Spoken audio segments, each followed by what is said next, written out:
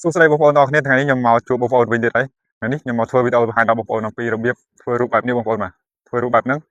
បើសិនជាបងប្អូនមិនទាន់ចេះបងប្អូនអាចមកមើលវីដេអូខ្ញុំចែករំលែកបានខ្ញុំនឹងធ្វើបង្ហាញដល់បងប្អូនអរគ្នាអំពីធ្វើរបៀបរូប AI ថ្មីប្លែកៗស្អាតៗចឹងណាបងប្អូនបាទបងប្អូនចង់បានរូបអីក៏បានដែរឲ្យតែបងប្អូនចង់បានបងប្អូនអាច comment នៅខាងក្រោមវីដេអូមកហើយខ្ញុំនឹងធ្វើចែករំលែកដល់បងប្អូនឲ្យបានចេះធ្វើអរគ្នាចឹងណាបងប្អូនបាទអញ្ចឹងកុំឲ្យខាតពេលយូរយើងទៅធ្វើទាំងអស់គ្នាបងប្អូនបាទអញ្ចឹងបងប្អូនចូលមកក្នុងទូរស័ព្ទទាំងអស់គ្នាមក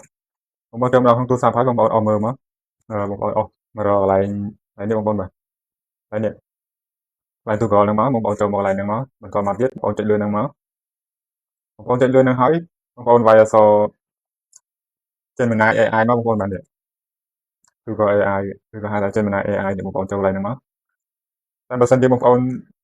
download ទុកក៏បានដែរកម្មវិធីហ្នឹងបងប្អូនចុចលើហ្នឹងមកបើសិនជាបងប្អូនចូលទៅកន្លែង Play Store ឬក៏ចូលទៅកន្លែងជ្រងអីបងប្អូនអាចយក download ទុកបានកុំឲ្យវាយអក្សរពីវីដេអូអញ្ចឹងណាអញ្ចឹងបងប្អូនចុចមកវាចេញវាយអក្សរដូចខ្ញុំហ្នឹងមកវាចេញបែបហ្នឹងហើយបងប្អូនចុចលើហ្នឹងម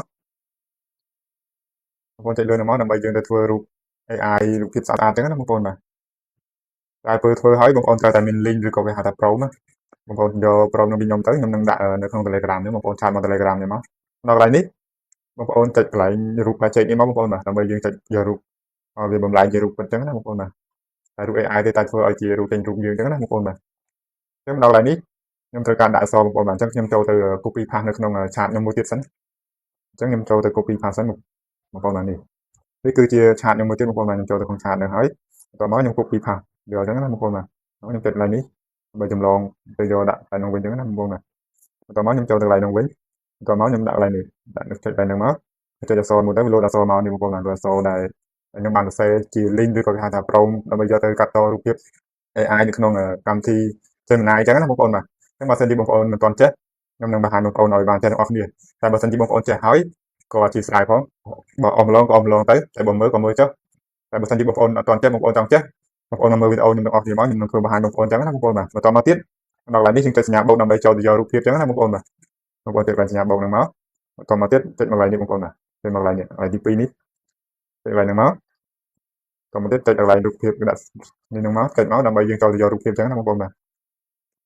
បន្តមកទៀតខ្ញុំនឹងចូលទៅយករូបភាពបងប្អូនបាទខ្ញុំនឹងចូលទៅយករូបភាពមួយសិនដល់កន្លែងនេះបងប្អូនចុចមើលទៅកន្លែងបងប្អូនឆ្លាញ់រូបអីដាក់រូបហ្នឹងទៅខ្ញុំចុចមើលរូបខ្ញុំសិនអញ្ចឹងនេះរូបបានចេញហើយបងប្អូនបាទខ្ញុំយករូបនេះនេះគឺជារូបខ្ញុំអញ្ចឹងខ្ញុំចុចលើរូបហ្នឹងមកបន្តមកវានឹងលោតទៅបងប្អូនបាទវានឹងលោតមកអញ្ចឹងណាបងប្អូនបាទព្រោះវាលោតចេញរូបភាពនេះហើយវាចេញនៅកន្លែងនេះបើសិនជាបងប្អូនដាក់ពណ៌សវាចេញពណ៌ខ្មៅតែយើងដាក់ពណ៌ខ្មៅវាចេញពណ៌សអញ្ចឹងណាបងប្អូនបាទអញ្ចឹងបងប្អូនចុចលើកន្លែងសញ្ញាព្រួយហ្នឹងមកអញ្ចឹងGemini កម្មវិធី Gemini ហ្នឹងវាធ្វើការកាត់តអូតូអីចឹងបងប្អូនបាទអញ្ចឹងរបៀបកាត់តហ្នឹងគឺងាយស្រួលទេបងប្អូនបើសិនជាបងប្អូនចង់ចេះបងប្អូនមកមើលវីដេអូខ្ញុំនេះមកខ្ញុំនឹងធ្វើមួយឲ្យបងប្អូនឆាប់ចេះឆាប់យល់អញ្ចឹងសម្រាប់បងប្អូនមិនទាន់ចេះតែបើសិនជាបងប្អូនចេះហើយក៏អស់ម្លងចាស់អីទេបងប្អូនបាទអញ្ចឹងខ្ញុំនឹងធ្វើការចូលទៅមើលវិញបងប្អូនហើយបានទេឃើញអត់បងប្អូនបាទគឺលយមែនតើបងប្អូនបាទដូចជាអាយខ្ញុំអញ្ចឹងរូបនៅក្នុងហ្នឹងមិនអញ្ចឹងអាយខ្ញុំមិនគឺអញ្ចឹងវាចេញមកគឺរូបពិតមកតែជា AI ទេតែបំលែងចេញនៅតែរូបយើងពិតរូបយើងធម្មតាហើយមានមួកមានអាវអីខ្ញុំស្លៀកពាក់មិនគឺចេញមកអញ្ចឹងវាអត់ទៅណាទៅថាវាអត់ប្រែទៅណាផ្សេងទេគឺរូបស្អាតអត់បានស្អាតបងប្អូនបាទ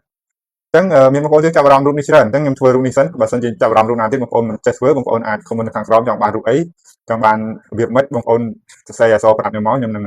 ងយកទៅសរសេរអក្សរចេញមកធ្វើជាបំលែងជារូបភាពស្អាតៗអញ្ចឹងណាបងប្អូនបាទហើយខ្ញុំនឹងយកមកចែករំលែកឲ្យបងប្អូនឬក៏បងប្អូនចង់ឲ្យខ្ញុំកាត់តឲ្យបងប្អូនគ្រាន់តែឆាតរូបចូលក្នុង page ខ្ញុំឬក៏ចូល Telegram ខ្ញុំមកខ្ញុំនឹងកាត់តឲ្យបងប្អូនអញ្ចឹងណាបងប្អូនបាទអញ្ចឹងរូបនេះគឺស្អាតមែនទែនបងប្អូនបាទអញ្ចឹងវីដេអូហ្នឹងក៏មានតែប៉ុណ្្នឹងបងប្អូនកុំភ្លេចជួយ